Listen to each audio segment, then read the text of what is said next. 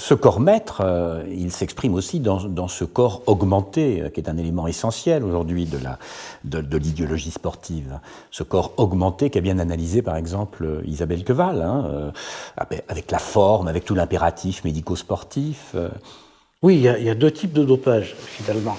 Il y a un dopage mécanique qu'Oscar Pistorius, je pense que c'est lui, qui est ici, oui. Voilà, représente parfaitement.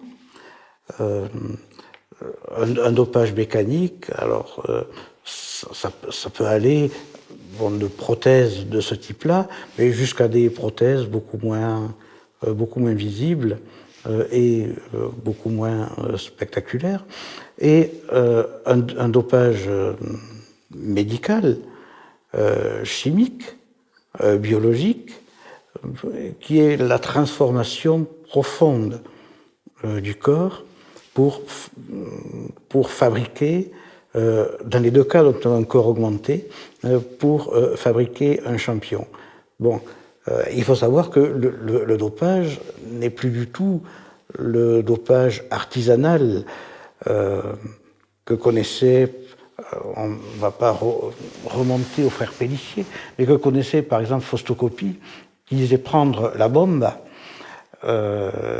et qui était persuadé que cela faisait partie de sa conscience professionnelle. Je suis un saltimbanque, je donne un spectacle et j'ai besoin de la bombe pour que le spectacle soit réussi. Ça l'a tué, cette bombe, Fausto Coppi. Bon. Mais le dopage contemporain, c'est pas ça du tout. C'est dans des centres spécialisés, la fabrication de corps idoines à certaines compétitions, à certains exercices. C'est tout autre chose.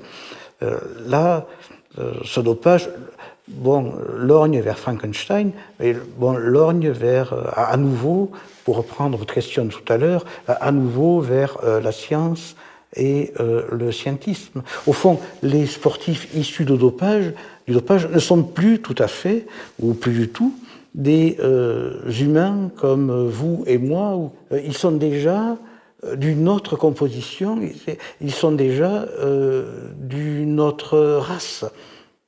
On peut dire que le sport cherche aussi à... c'est en ce sens qu'il faut le tenir pour raciste, pas au sens habituel de raciste, mais cherche à fabriquer une autre race humaine, une sorte de race des seigneurs, sauf que ce n'est pas la race des seigneurs nazis, c'est-à-dire ce ne sont pas des SS qui vont assassiner les gens, mais ce sont quand même... donc c'est un monde à part, et une race à part qui est capable de performances physiques absolument extraordinaires, donc qui sont des seigneurs dans le domaine du physique et du biologique. Voilà ce que fabrique le dopage.